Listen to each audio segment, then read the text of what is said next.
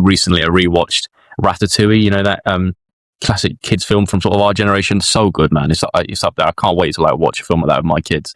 And there's this scene where the main character, Remy the rat, bites into a bit of cheese, but like with his eyes closed, and there's all these like swirly like yellow shapes around him in his mind. Then he bites into a strawberry and the same thing happens but with different red shapes, and then he bites into a strawberry and the cheese at the same time, and it's like this mixture of yellows and reds. It's like this almost psychedelic experience he's having eating this cheese and strawberry. Anyway, maybe that's how we should not just bite into food in a literal sense, but try and bite into our lives. Well, one thing that maybe I've loved in my late teens and early 20s is going back and watching films I loved as a kid, but you see them in so much more depth.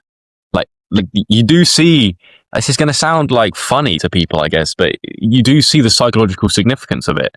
And the things that you understand implicitly as a kid, but then when you watch it and you get older, you go, wow, these are deep lessons about what it means to be human, or about the human experience and about wisdom that they're conveying from these films.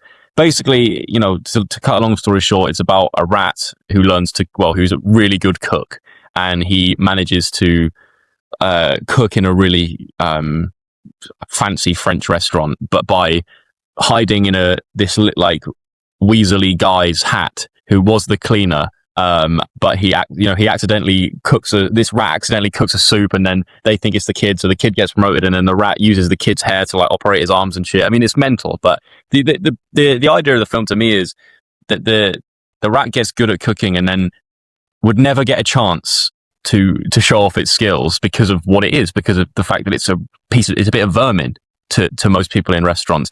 And the I don't know, the wisdom takeaway for me from the film is that competence and mastery can come from anywhere and from anyone, no matter your background or your experience or your what people perceive of you so far in your life. You can be an artist in any way, from just doing it and perfecting it and having a love and a passion for it. And that's the phrase in the film, anyone can cook. But I kind of say all this with a laugh because many people might just say, Joel, it's a film, just watch it and enjoy it. But the reason I enjoy it is because of this like depth of wisdom and psychology that's in it. It's a beautiful thing.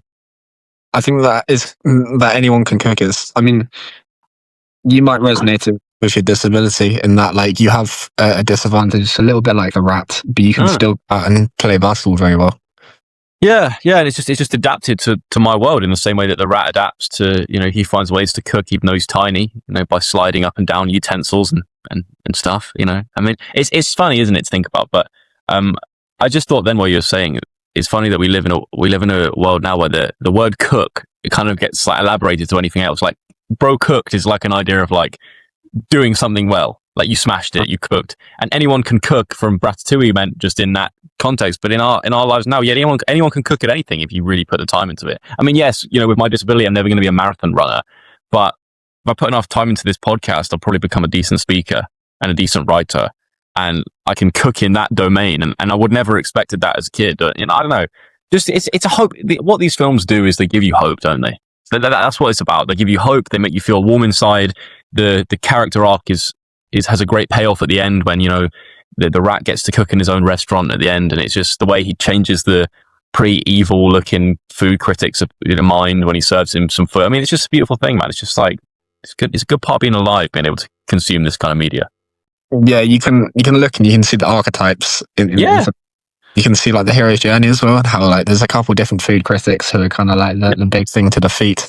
Well, this is going to make people laugh probably, but Linguini is the weasel character who comes as a garbage boy just to like mop up the floor and take the bins out, and then he becomes what he becomes because of working with the rat. But that is, to me, is like by the book fool archetype writing, and the fool being the precursor to the hero, in that Linguini is not the best cook and he's stupid and everyone points at him and laughs and everything, but he somehow fumbles his way into finding like victory in the film through the help of this like mad supernatural rat that can cook. I mean, it's just mental, isn't it? But I see that fool archetype story arc of fool to hero, and the needing to be a fool and to be willing to look silly